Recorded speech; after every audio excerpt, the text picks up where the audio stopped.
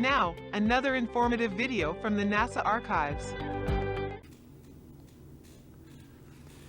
Today is a day to commemorate and a day to salute. We commemorate the magnificent Challenger 7, whom we lost last year at this time, and we salute you, the men and women of America's NASA team.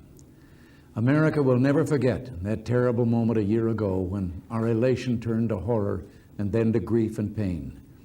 7 of our finest perished as they reached for the boundaries of space, where Earth ends and the path to the stars begins. No, we will never forget them. They represented so much of the best that is in our land. They were Dick Scobie and Michael Smith, both heroes of battle, both experienced test pilots, both with the heart and soul the great explorers have always had, always searching, always reaching. There were Judith Resnick, Ellison Onizuka, Ronald McNair, and Gregory Jarvis. They were pioneers of the mind as well as the stars. From every corner of America they had come, and from many backgrounds, to join hands in a common adventure. Don't they, by their example, tell us just why it is our blessed land has become so great? And of course, there was Christa McAuliffe, whose profession was among humanity's most honored and revered, that of a teacher. She had hoped on that mission to give history's first lessons from space, lessons that were to be beamed to school children across America and around the world. Well, she never got to give those lessons in space science, but she and the others did teach America's children something nevertheless, something precious, something enduring, something perhaps more valuable than any other lesson they will ever learn. I remember in the hours and days following the tragedy, there was talk of the permanent trauma the children of America might suffer as a result of viewing the Shuttle disaster. And yes, the events that day did leave their impression on them, but not the one that we feared. No, instead, one that can make us all proud of the strength and spirit, the courage and love of our young people. You can see that lesson reflected in one simple fact. The number of new memberships in our Young Astronauts program has never been higher. This past year, I spoke to a meeting of the young astronauts, and I can tell you that another place that lesson is reflected is in those young astronauts' eyes. They know that exploration has its risks. They know that with adventure also goes danger.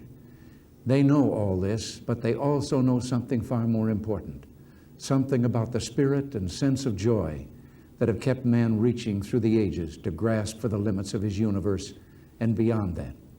Despite hardships and peril, kept explorers like Columbus, Magellan, and Drake sailing into uncharted oceans that, despite comforts they left behind, kept pioneers like Boone, Carson, and Clark crossing America's frontier, that keep us still reaching for the unknown.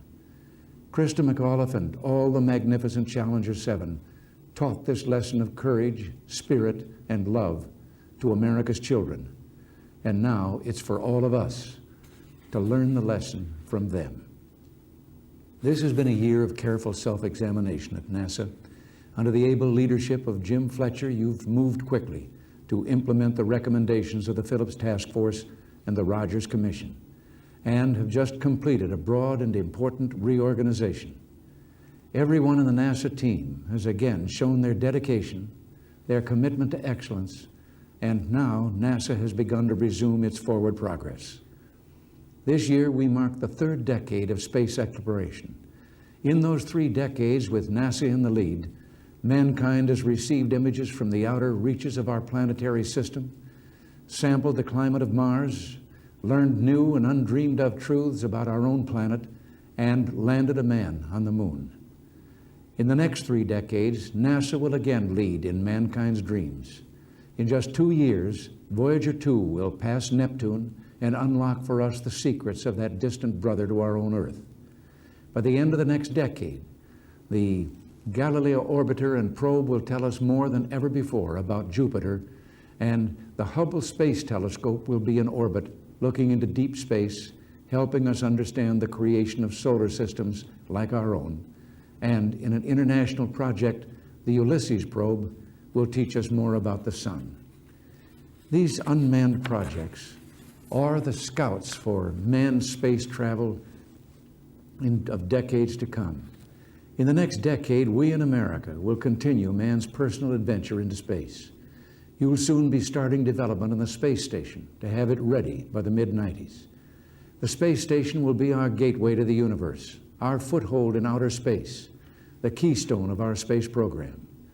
With it as our base camp, we will be able to reach the planets and perhaps one day to the stars.